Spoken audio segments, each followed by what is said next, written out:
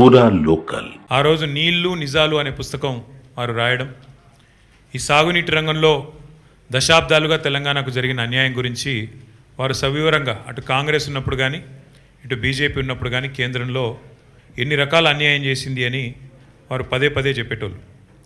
అట్లాగే తెలంగాణ ఉద్యమానికే మీకు తెలుసు శీర్షిక ట్యాగ్ లైను నీళ్లు నిధులు నియామకాలు. అందుకే 10 సంవత్సరాల కేసీఆర్ గారి పరిపాలనలో ఈ 3 రంగాల్లో సంపూర్ణమైన న్యాయం కేసీఆర్ గారి ప్రభుత్వం చేసింది. నీళ్ల విషయంలో ఇటు గోదావరిలో అటు కృష్ణలో ప్రతి నీటి బొట్టును వడిసిపట్టి ఒక్క చుక్క నీటిని వదలకుండా కాళేశ్వరం లాంటి ప్రాజెక్టు కాలంతో పోటీపడుతూ కట్టినా, అట్లాగే పాలమూరు రంగారెడ్డి ఎత్తిపోతల పథకాన్ని దాదాపు 90% పూర్తి చేసిన, సీతారామ ప్రాజెక్టుని కూడా 90% పూర్తి చేసి కృష్ణలో గోదావరిలో సంపూర్ణంగా ఒక్కొక్క నీటి బొట్టును వడిసిపట్టి తెలంగాణ రైతాంగానికి తెలంగాణ ప్రజల ప్రయోజనాల కోసం నిరంతరం పనిచేసింది కేసీఆర్ ప్రభుత్వం.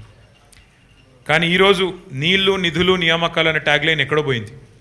ఇవాళ ఏం జరుగుతుంది రాష్ట్రంలో అంటే నిందలు, దందాలు, చందాలు. బీఆర్ఎస్ మీద నిందలు, బిల్డర్లతో కాంట్రాక్టర్లతో దందాలు, రాహుల్ గాంధీకి చందాలు. ఇది ఇవాళ ఈ కాంగ్రెస్ ప్రభుత్వం చేస్తున్న పని.